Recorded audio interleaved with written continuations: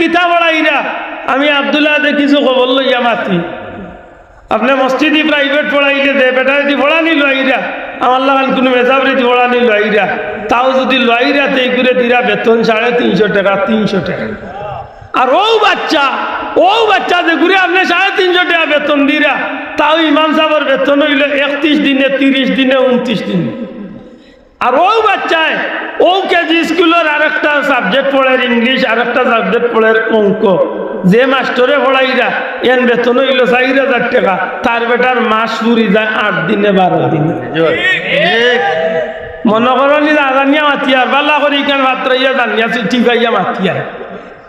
এখন বেশিরভাগ private master ওগুলোর বেতন কত দিনে মাস পুরে 12 দিনে হইতে কতদিন বেশিরভাগ মাস্টার ওগুলোর প্রাইভেট টিচিং যারা আছেন এরা বেতন হইল 12 দিনে ভালো হয়েছে 12 দিনে যদি বেতন হয় তো আমার ভাইয়ে 30 দিনের ভিতরে কমসে কম রুজি করে 16,000 টাকা মাতই না কারণ এবারটা 3 মাসের বেতন রুজি করে 1 মাসের বেতন 3 মাসের বেতন 3 মাসের বেতন বা 1 মাসে আর ইমাম সাহেবের বেতন দিরা কত মাত্রা না 350 এটা আমার লাগান মেসাবে পাইলে জেলা 350 পড়া বললা 350 আচ্ছা 6 বছর বাদে দিকে ভাই খবর কি তা আমার ঘর লেজি আল্লাহ ইলে কইমা তামজিদ শেষ করি এই নির্যাত টুটি গেছে 6.5 বছর একদিন নির্যাত সইছে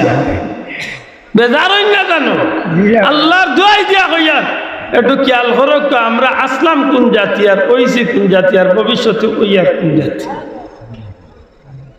আমরা রাসিল কিতার ওইছে কিতার ওইব কিতা আগে আমরা ঠিকানা কইনি আমরা পৌঁছাইলাম আমরা তো ও জাতি নাই যে জাতি জগৎটারে শাসন করছে কুল জাহানের বাদশাহী করলো যে জাতি জালালা গুমরাহি আদারে জ্ঞানের সুবহানাল্লাহ দুনিয়ার বাদশাহী করলে ও জাতি করছি আর এই জাতির বাদশাহীর উপরে কোনো কলঙ্ক মাতকা কোনো কলঙ্ক নাই দুঃখজনক হইল সত্য আজকে সেই জাতির এই দুর্দিন খেলে কিছু টের পাইছেন না ও বিশ্বকাপ খেলাইয়া কিছু শিখে গেছে না না এটা তো মূল কথা হইল এটা চিন্তা করার টাইম তো আমরা নাই এটা চিন্তা করার টাইমও আমরা নাই আমি অসংখ্য মাহফিল কইছি ও বিশ্বকাপ শুরুর 2 দিন বাদে না 1 দিন বাদে গেছি আমি ইন্ডিয়ার সফর 9 দিন এসেছি আগরতলা তো একেবারে মুম্বাই পর্যন্ত প্রায় 7,000 কিলোমিটার আমি আপ ডাউন করছি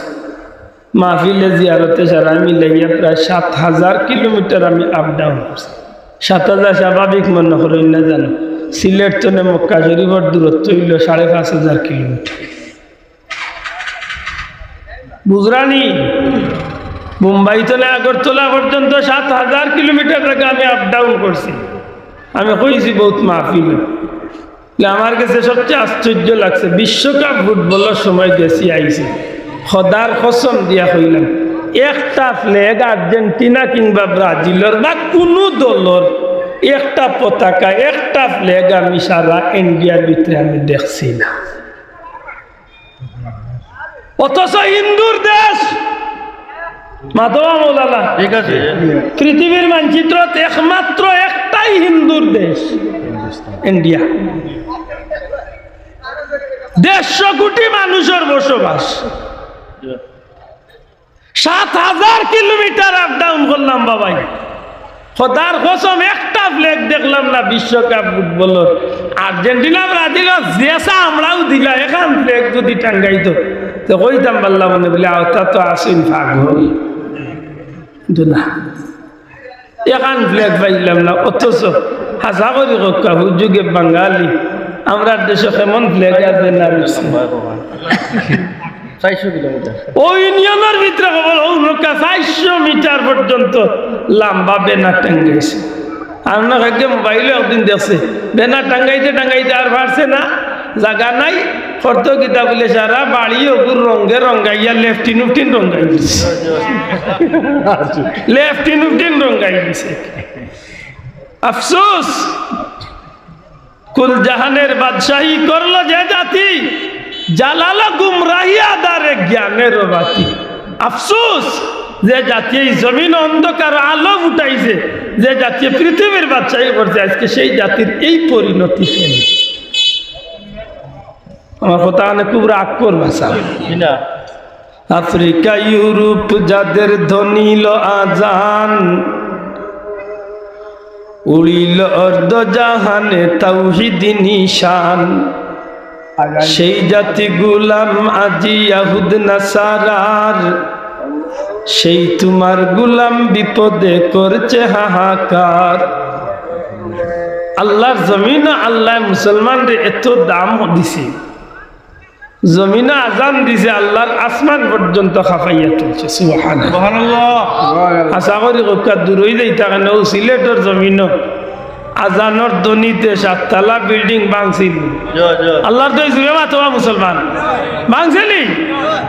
আজকে সারা দেশের 20 কোটি মানুষ এখানে আজান দিয়ে দেখি একটা কচু গাছ তুলিয়ে লড়াইলাম। সামনাই বিল্ডিং ভাঙ্গা, এটা খরবেতার গড় এখন লড়াইতে পারবেন খেলে আমলে আমরা লিয়েছি। বেয়াদবি মাফ করুন যান, আল্লাহর হস্তে বেয়াদবি মাফ করুন যান। আমরা দিনই শিক্ষার গুরুত্ব দেওয়ার দরকার আছে না নাই? শোনা ভাই নজরে কাউকে আছে না নাই? আজকে যদি এই মাদ্রাসা না থাকে, আজকে যদি মসজিদ মাদ্রাসা হল না থাকে, দিনই প্রতিষ্ঠান হল না থাকে গো ভাই, আমরা ভবিষ্যৎ বড় অন্ধকার। আল্লাহ মাফ করুন। আইজ সমাজ 100 ফ্যামিলির মাঝে 99টা ফ্যামিলি পাবা ফুয়া বাপ মরছেন, নিজের ফ্যামিলি থেকে মানুষজন জাফড়া নাই। 100-র মাঝে 99টা ফ্যামিলি আছে না নাই? সজাচ্ছি 2-1 ফ্যামিলিতে আছে।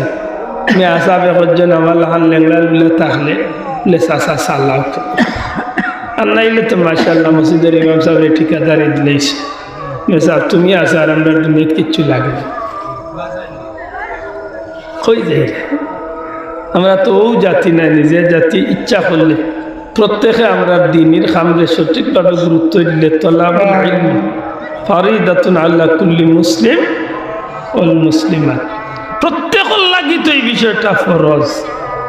আল্লাহ আস্তে আনগুলি সবল লাগি বিষয়টা ফরজ নাইনি? দিনী শিক্ষা অর্জন করা ফরজ। আল্লাহ তুমি আমরা নেক্সট সমুদ দান করো, হোক আমিন। শোনা ভাই নুজরে হোক আমিন। রাগ করই না, জানে একটু কড়া ভাষায় মাতিছি। আজকে আমার বাচ্চা কোনোবাই যাইরা অনেক মা বাপর খেয়াল নাই। বাচ্চায় মোবাইলও আস্তা দিন কিতা দেখে, মায়ও জানেন না বাপেও জানেন না। দিনতো দেখলো রাইতাইয়া লেফর তলে আমাইও দেখে, বাপে একবার তা হয় না বলে কুবংশ না নির্বংশ, এগুলো কিতা খরচ মাত্তা নাই, বেজার না জানি। আপনি অভিভাবক হিসাবে আপনার বাচ্চার তদারকি করার দরকার আছে না নাই? আল্লাহ রসুলে ফরমাইছেন 7 বছর হইলে বাচ্চারে নামাজের নির্দেশ দেন, 10 বছর হইলে নামাজ না পড়লে বাড়ি লাগাও। মাতই না